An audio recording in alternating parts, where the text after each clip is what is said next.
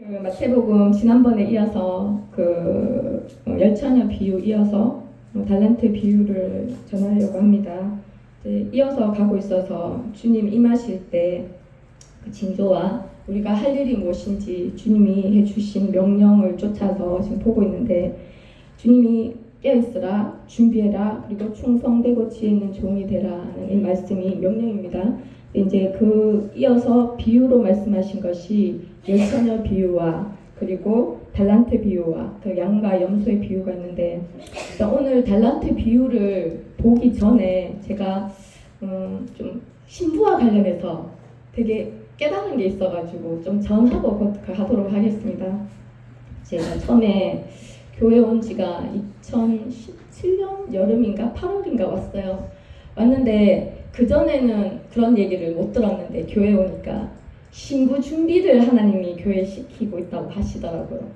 그 이후로는 계속 이제 신부 준비에 이제 관련된 하나님이 이제 훈련과 신앙 훈련과 여러 가지 일들이 있었어요. 근데 지금까지도 그랬지만 신부가 중요하다고 하니까 예수님은 신랑인 건 알고 교회가 이게 주님과 하나 연합된 이제 교회가 신부다 알고 이렇게 그런가 보다 하고 왔는데, 제가 정말 이번에 깨달은 게 하나 있어요.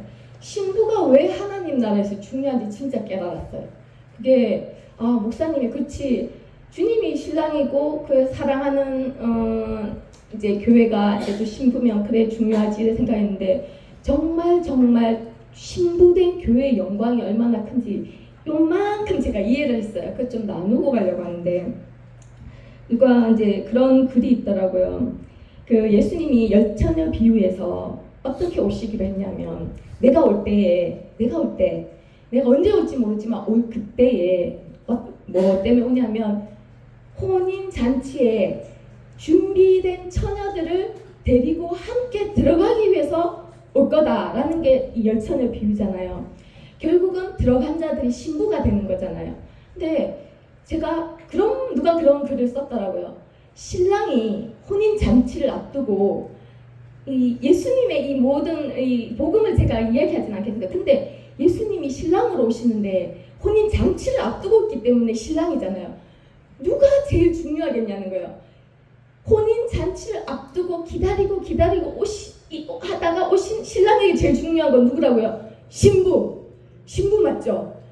신랑이 그렇게 고대하면서 만나기 원하는 신부를 찾아서 오는 거예요. 준비된 처녀들이 서 있어요. 근데 다는 아니라고 그랬어요.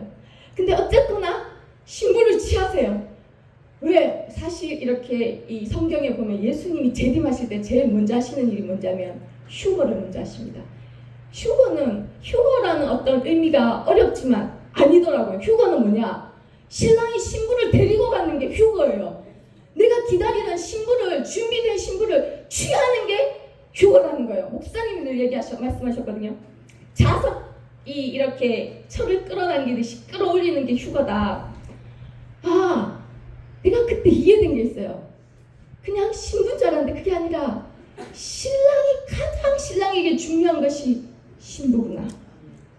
그 신랑이 혼인잔치에 들어가기 위해서 가장 기다리면서 준비하고 있던, 본인도 있을 곳을 준비하고 드디어 아버지가 가라! 하는 그때 달려온 신랑에게 정말 먼저 보고 싶은 사람이 누굴까? 신부구나. 나 그거 깨달았어요. 웃기죠? 웃기지 않습니까? 여러분 알겠어요? 우리가 고대하는 만큼 우리보다 훨씬 더 신랑은 재림하면 제일 누구에게 찾아오냐? 내가 멀리 여행에 갔어요. 아빠가 제일 돌아오면 귀국하면 누구를 먼저 보러 가고 싶겠어요? 내 아내와 내 자녀들 보고 싶잖아요. 혼인을 약속한 신부를 보고 싶은 건 너무 당연한 거 아니겠어요? 그러면 진짜 신부는 신랑을 사모하지 않겠습니까? 그러면서 신부의 정의는 어렵지 않다. 너무 지극히 상식적이구나. 늘 말씀하시던 게 이제 조금 알겠는 거야. 신랑에게 사랑에 빠진 자가 신부다. 모든 게 마음을 줘버리면, 마음이 완전히 빠져버리면 이어서 달란트 비유, 열처녀 비유에 준비할 것이 있다고 하지만 그것은 그냥 되어지는 있구나. 왜? 신랑의 뜻을 아니까. 신랑을 너무 만나고 싶으니까. 그 뜻대로 준비하고 싶고 그 뜻대로 하고 싶은 마음이 여기서 불이 듯이 일어나서 정말 중요한 것은 이거구나.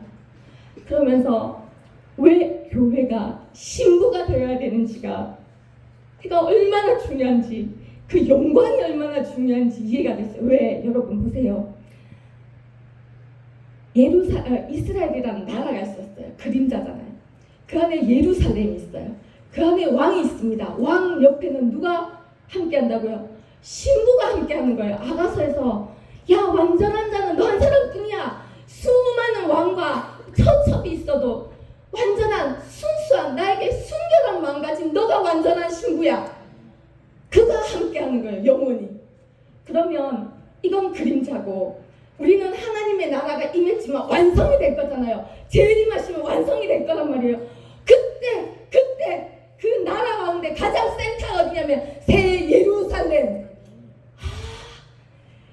가장 높이 신랑과 함께 가장 높은 자리에 설 사람은 누구냐면 신부된 교회구나.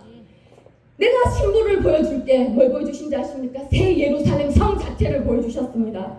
여러분 우리가 신부가 되는 건 그냥 교회에서 신부 돼야 돼가 아니라 주님이 가장 귀하게 여기는 것이 신부이고 주님이 가장 함께 있기 원하는 가장 높은 자리에 세울 존재가 신부이기 때문입니다. 그래서 여러분 신앙이 그저 믿고 구원받아 천국 가는 거 아니라는 거예요. 천국은 왕국입니다. 하나님이 다스리는 곳입니다.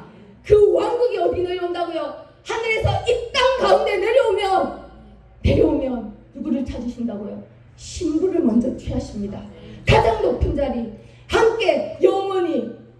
내가 그 가슴 떨림 때문에 신부가 되는 것이 이렇게 중요하구나. 그래서 내가 올 때 열처녀 비유로 너 준비하고 있어라. 그때 내가 취하겠다. 그러나 다는 아니다. 왜냐하면 5은 취했지만 5은 들어가지 못했잖아요. 이미 예표하고 있는 것은 너희가 둘 중에 내가 하나는 데려가고 하나 놔두고 버려둘 거야 라고 그러셨잖아요. 근데 그것은 예표하기 휴거입니다. 다는 아니라는 거예요. 청함을 받은 자는 많으나 택함을 입은 자는 적다. 여러분 우리가 택함을 입은 마지막까지 주님 앞에 이 마음을 지켜서 사랑에 빠져서 신부로 택함을 입어서 마지막에 가장 이 영화로운 자리 하나님과 영원히 함께하는 그곳에 설 수 있기를 간절히 소망합니다. 아멘. 그래서 너무 은혜가 되더라고요. 이 은혜를 몰랐는 거예요. 이 영광을 알았어요. 신부된 교회의 영광. 마지막 날에 보리라. 재림하는 그날 보리라. 마지막에 우리가 하나님이 이루실 일들은 많지만 그 영광은 우리가 상상할 수 없는 영광이 신부의 영광이다. 왜? 사랑에 빠져있기 때문에. 일을 열심히 한 자가 하나님 그 자리에 세운다 하시지 않았습니다. 순교자와 신부가 가장 하나님 나라에서 주님 가까이 있을 것입니다. 아멘. 그래서 우리 모두 준비하는 우리가 되기를 간절히 소망합니다. 그래서 사실은 이렇게 달란트 비유를 보다 보니까 똑같더라고요. 달란트 비유도 마음에서 출발하는 거더라고요. 이 열처녀 비유도 마음이지만 달란트 비유도 주인과 종의 관계도 마찬가지로 마음에서 출발하는 거더라고요. 그래서 조금 보도록 하겠습니다. 왜냐하면 달란트 비유에서도 주님이 네가 이걸 준비해라. 내가 오면 이렇게 할 거야 라는 게 있거든요. 그래서 잠깐 보도록 하겠습니다. 보면 본문에 이제 똑같은데 또 어떤 사람이 그러니까 예수님이 언제지 모르지만 그 날과 때는 모르지만 갑자기 임했을 때 천국은 뭐와 같냐면 두 번째 비유. 어떤 사람이 타국에 갈 때 그 종들을 불러 자기 소유를 맡긴과 같다라고 했습니다. 이게 뭐죠? 이게 제자들에게 하신 말씀이에요. 예수님이 올 때 제자들에게 천국이 뭐와 같냐? 어떤 사람이 타국에 갔는데 자기 소유 맡긴 거와 같다. 이제 물질에 대한 것인데 어떻게 했냐면 각각 그 재능대로 종을 불러서 재능대로, 종의 재능대로 한 사람에게는 금 5달란트, 죄송합니다. 선풍기를 한 거 가지고 너무 더워가지고. 그리고 또 한 사람에게는 금 또 2달란트, 또 한 사람에게는 1달란트를 주고 떠났더니 이렇게 됐어요. 본문 말씀에 의하면 이 사람이 주인이고 종들을 불러서 자기 소유 재산을 맡기는 거예요. 맡기는데 재산을 준 게 아니에요. 맡겼거든요. 종들에게 맡기고 어떻게 되냐면 영어 본문에 보면 주고 별다른 말 없이 즉시 떠났다라고 그랬어요. 뭘 해라 이렇게 하지 않았어요. 근데 그 종들의 재능대로 금 5, 2달란트, 1달란트를 줬거든요. 근데 이게 달란트가 원래는 이스라엘에서 무게를 담는 이제 단위였다가 예수님 때 뭐냐면 화폐였어. 화폐. 우리가 지금 10,000원짜리 뭐 있듯이 물건을 살 때 이제 통용되는 돈이었어요. 그게 금이 아니고 금 달란트거든요. 그래서 이게 화폐였는데 이 어느 만큼 큰 금액이었냐면 1달란트가 거의 추산하기로는 6억이다. 뭐 여러 가지 설이 있지만 6억으로 보면 5달란트 가진 사람은 30억을 맡긴 거예요. 2달란트는 12억. 그러니까 1달란트는 한 6억 되는 돈이잖아요. 그러니까 엄청나게 많은 돈을 맡기고 떠난 거예요. 상식적으로 이해가 되지 않잖아요. 아무리 주인이 종을 신뢰해도 30억, 12억, 뭐 6억에 해당하는 그러니까 큰 금액을 맡기고 떠난 거예요. 그런데 어떤 지시도 없었거든요. 그러니까 오늘 본문에서 제가 이 달란트가 우리가 이제 비유를 할 때 우리가 하나님께 받은 재능이다, 은사다 이런 거는 예수님 당시의 달란트의 의미는 그게 아니었대요. 예수님 당시에는 돈이었어요. 오늘 돈 얘기를 해야 되기 때문에 돼요. 나중에 이 달란트가 재능이나 은사의 의미로 바뀌어져 간 거거든요. 근데 이 달란트가 이제 이 종들에게 맡겼잖아요. 맡겼는데 이것을 보고서 우리가 제자들에게 말씀하는 건 그거 같아요. 우리가 종이고 예수님이 주인이라면 주인이 우리에게 맡긴 게 있다라는 거예요. 오실 때 할 일과 관련이 있어요. 돈 문제가 먼저입니다. 이게 그냥 은사나 선물 이렇게 재능으로 넘어가기에는 이때 당시에는 분명히 금 달란트는 돈이었어요. 물질이었어요. 그러니까 예수님이 우리에게 물질을 허락하셨다면 그거는 주인이 종들에게 맡긴 거라는 거예요. 그러니까 제가 봐서 이게 굉장히 중요한 것 같아요. 왜냐하면 신앙생활에서나 또 제가 본 것도 그렇지만 물질관이 예수님 오기 전에 우리가 성경적인 물질관으로 준비되어 있어야 한다. 왜냐하면 물질은 내 것이 아니다. 여기서 말씀하시는 기본적인 것은 근데 물질은 내 것 같거든요. 정말 저는 이 단계를 넘어갔는데 한 3단계 거친 것 같아요. 물질은 누구 거라고요? 하나님 거다. 이게 예수님 오기 전에 준비되어야 되는 물질관인 줄 믿습니다. 그래서 제가 이 물질관에 대해서 말씀을 찾아보니까 학계에 찾아보면 은도 내 것이고 금도 내 것이고 내 것인데 만군의 여호와의 말씀인데 하나님이 직접 야 금, 은 다 내 거야 라고 학계서에 나와 있어요. 그리고 시편에도 보면 얼마 전에 본 건데 24편 1절에 땅과 거기에 충만한 것 세계와 그 가운데 사는 자들이 다 여호와의 것이다. 이런 고백이 있고 이런 다윗의 고백이 있고 신명기에도 8장 18절에 오직 너는 내 하나님 여호와를 기억하고 그가 내게 재물 얻을 능력을 주셨습니다. 결국 모든 재물이나 우리가 가지고 있는 것, 또 재물 얻을 능력, 돈을 벌고 이런 능력들이 누구에게서 온다고요? 하나님께로부터 온다고 성경이 계속 말씀하시고 계신데 제가 이게 머리로는 알아도 받아들여지기 어렵잖아요. 그래서 제가 이 물질관을 계속 하나님 훈련하셨던 것 같아요. 굉장히 초보적인 거지만 간증을 하면 제가 이제 불신자에서부터 출발을 했잖아요. 불신자는 돈을 벌면 다 내 거거든요. 내가 애쓰고 힘써서 번 돈이야. 근데 교회에 왔는데 저보고 11조를 하라는 거예요. 그러니까 이제 막 갈등이 생기는 거예요. 내 건데 왜 10%를 왜 떼야 돼? 그런 갈등이 막 파도처럼 밀려오더라고요. 근데 초신자들은 그 갈등이 있을 것 같아요. 그러니까 여기서 물질관 말씀드리면 돈은 내가 쓰고 힘쓰고 벌었으니까 내 거야 해서 아니야, 돈 벌 능력 그리고 내게 주어진 모든 게 하나님 거였구나, 하나님의 능력 주심이구나가 영혼육 뼈에 새겨질 때까지 오는데 단계가 있더라는 거예요. 그래서 이제 처음에는 그것 때문에 굉장히 힘들었거든요.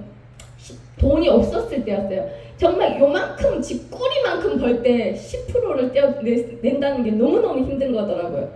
그런데 이제 이 강단에서 말씀을 듣다 보니까 이해가 된 게 하나 있었어요. 아, 세상에도 10% 세금을 내서 살림을 운영하는데, 아, 교회에도 11조를 내면 그걸로 교회가 돌아가는 거구나. 그런 것도 이해가 됐고, 그게 하나님 거라고 하더라고요. 그렇게 배웠어요.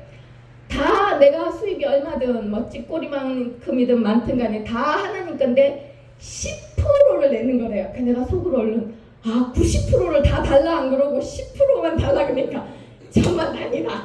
얼른 내자. 그리고 진짜 그때부터 10%를 냈어요.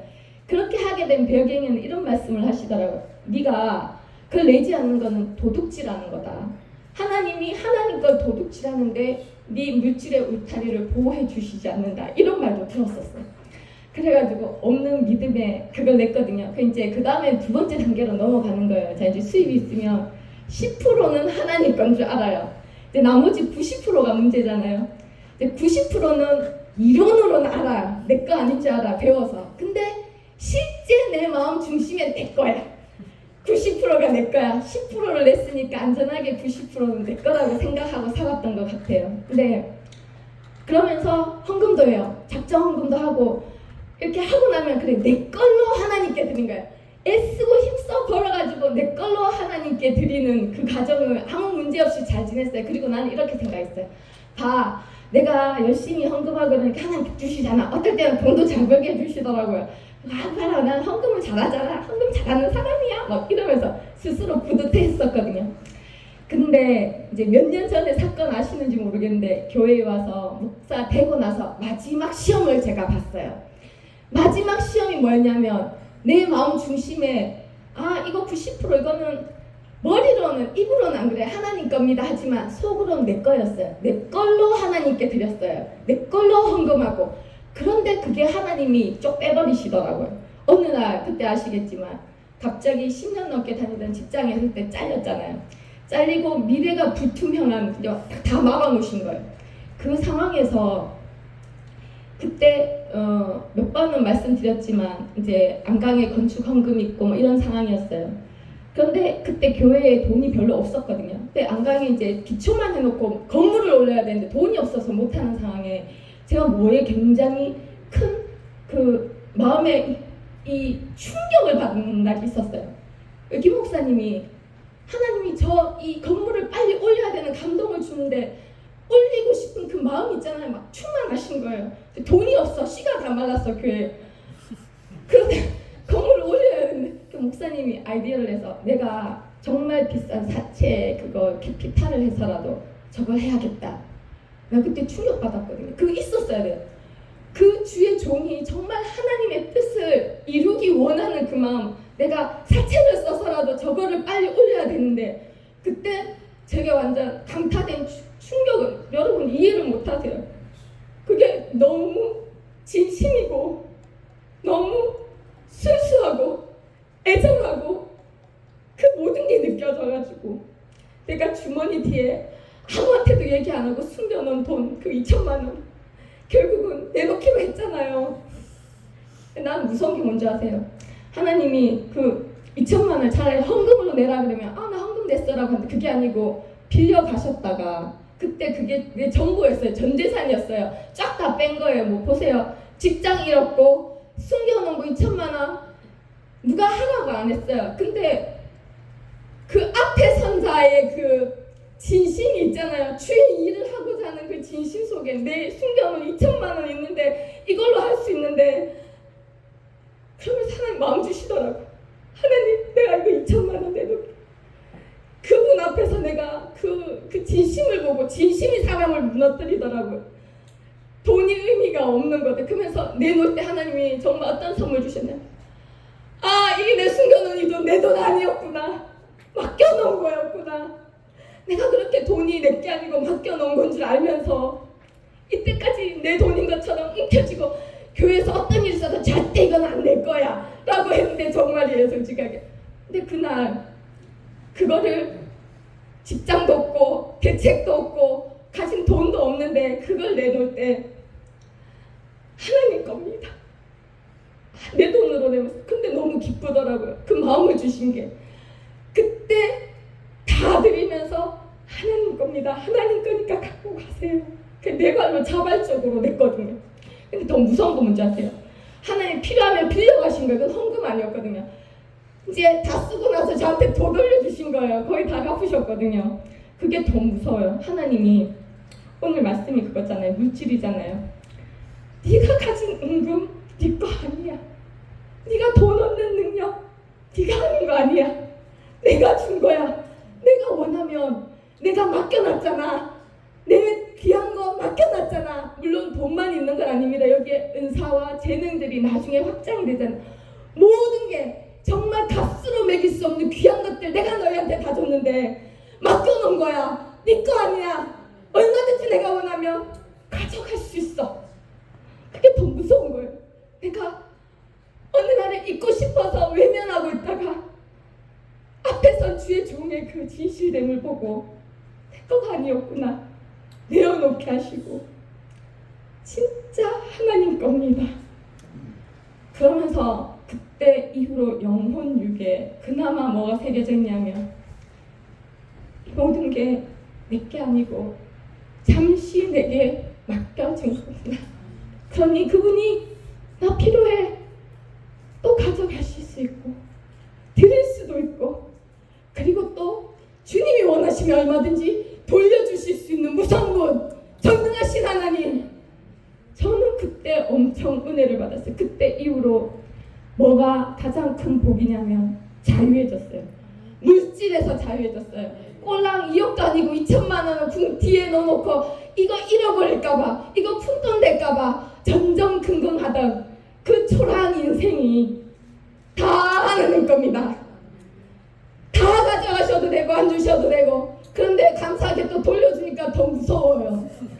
아 진짜예요. 여러분 그 내용을 몰라요. 가져가셔놓고 난 안 주실 줄 알았거든요. 근데 빛의 속도로 갚으시더라고요. 난 정말 그게 더 무서워요. 헌금을 하면 가진 게 드렸습니다 했는데 가져가셔서 원하시면 돌려주는 게 더 무서운 거예요. 살아계신 하나님.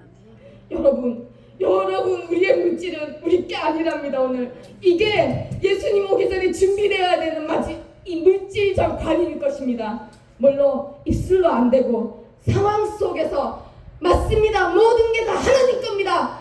취하셔도 욕처럼 가져가셔도 주셔도 하나님이 전능하시오니 하나님 것입니다. 내 것이 아닙니다. 맡긴 것입니다.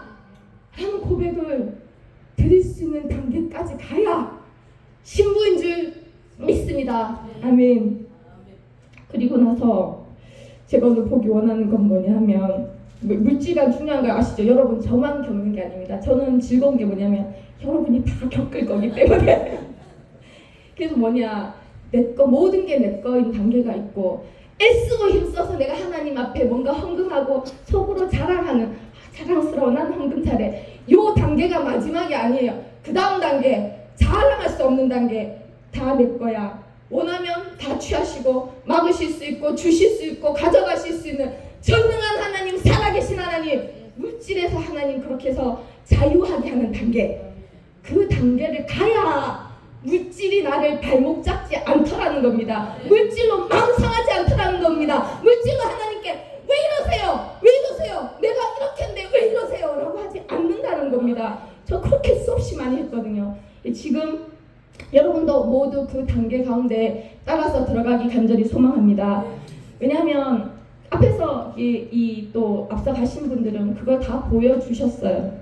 이제 두 번째는 뭐냐면 오늘 주고 보기 원하는 것은 이 달란트 받은 자, 맡겨진 이 엄청난 금액을 받은 자들이 어떻게 이제 관리를 할 것인가를 이제 보면 같이 16절 한번 읽어보도록 하겠습니다. 5달란트 받은 자는 바로 가서 그것으로 장사하여 또 5달란트를 남기고 그 밑에 다시 한번 보겠습니다. 2달란트 또한 2달란트 받은 자도 그와 같이 하여 또 2달란트를 남겼으되. 어떻게 했냐면 주인이 말없이 떠났어요. 그 엄청난 이 재산을 남겨놓고. 종들이 없거든요. 종은 자기 소유가 없잖아요. 이때부터 맡겨진 걸 종들은 알아요. 뭘 해야 되냐. 주인이 아무 말도 하지 않았지만 이 종들은 주인의 뜻을 아는 거예요. 즉시 가요. 꿈쩍거리지 않았어요. 또 허랑방탕하게 쓰지 않았어요. 받은 달란트를 가지고 바로 가서 뭐 했다고요? 장사했대요. 그리고 이윤을 남겼대요. 근데 제가 봐서 여기서 장사나 이윤이 포커스가 아니고요. 그 마음 중심이 중요한 것 같아요. 주인도 보면 여러분 얼핏 보면 5달란트, 2달란트, 1달란트를 준 주인은 굉장히 불공평해 보이잖아요. 아니에요. 재능대로 주셨어요. 종들을 알고 있었어요. 재능이 큰 그릇을 가진 자에게는 큰 달란트, 큰 것을, 작은 것을 가진 자에게 작은 거 맡기듯이 그가 감당할 수 있는 분량을 맡긴 주인은 종을 너무 잘 알고 있는 거예요. 사랑이 넘치는 주인, 배려가 넘치는 주인이에요. 그가 감당할 수 있을 만큼을 맡긴 거예요. 그런 주인에 비해서 이 종들 또한 주인을 너무 잘 알고 있었어요. 주인이 아무 말 없이 떠나갔지만 뭘 해야 될지 알았거든요. 왜? 돈을 줬어요. 돈을 줬는데 뭘 먼저 생각하냐 하면 내가 잘 써야지가 아니라 이 재산을 주인의 귀한 걸 맡겼는데 어떻게 하면 주인에게 유익이 될까? 주인에게 유익이 되는 거를 먼저 생각했다는 거예요. 주인의 뜻이 뭔 줄 알았다는 거예요. 표시되어 있지 않을까. 그러니까 이 돈이 주어지면 우리가 유익을 남길 수 있는 방법, 첫 번째는 장사예요. 두 번째는 이자를 놓는 거예요. 그런데 이들이 바로 가서 뭐 했다고요? 장사했다고요. 저는 장사 안 해봤어요. 근데 30억 들고 가서 바로 가서 장사하려면 코에 쌍코피 터지지 않겠습니까, 여러분? 30억 규모의 장사면 12억 이 돈 주고 여러분 주인의 뜻이 장사한 것 같아. 이윤을 남겨야지. 그 들고 일부를 남겨놓은 게 아니에요. 일부러 장사한 게 올인해서 장사를 했어요. 그리고 주인은 먼 나라에 갔거든요. 언제 올지 몰라요. 그런데 충성되게 뭘 한다고요? 주인의 유익을 위해서 장사하고 이윤을 남기는 일을 계속해서 했다는 거예요. 2달란트, 5달란트 중요하지 않아요. 왜냐하면 주인이 재능대로 맡긴 거기 때문에. 그런데 제가 이걸 보면서, 이 말씀을 보면서 다 이해는 안 됐었는데 어느 날 뭐가 이해되냐면 그 지난주 9월 초인가?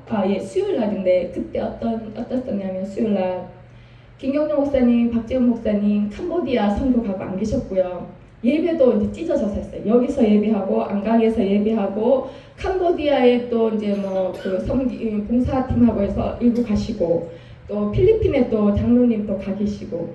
제가 예배를 하려고 해서 그날 이제 말씀 전하는데 이 상황을 보니까 이 작은 교회가 네 가지로 찢어져가 그날 나눠져 있더라고요. 예배를 드리고 있더라고요. 여기서 예배, 저기서 예배, 캄보디아 가서 또 말씀 전하고 가르치고, 또 저기 가서 건축으로 또 하나님한테 그 재능을 기부하고.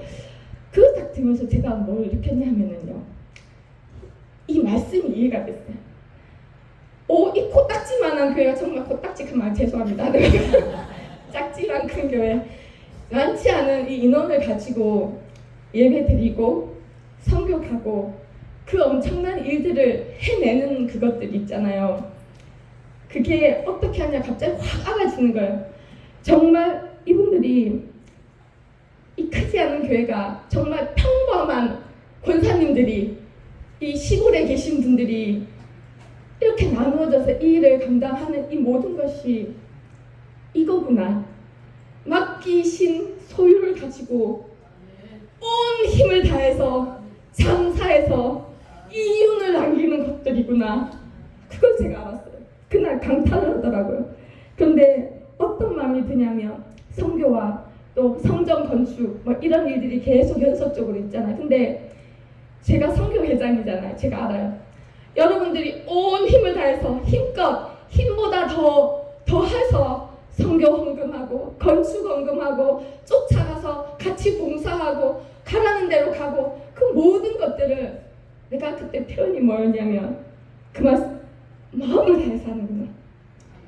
목숨을 다해서 하는구나. 뜻을 다해서 하는구나.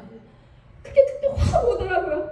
이게 내게 주어진 것을 가지고 주인의 유익을 위해 온 마음 다해, 온 몸을 다해, 온 정성을 다해, 뜻을 다해 장사해서 이익을 남기는 거구나. 그러면서 깨달았어요. 이 구절이 계명이었거든요. 사랑의 계명. 첫째 계명은 네 마음을 다하고 목숨을 다하고 뜻을 다해서 주 너희 하나님을 사랑하라.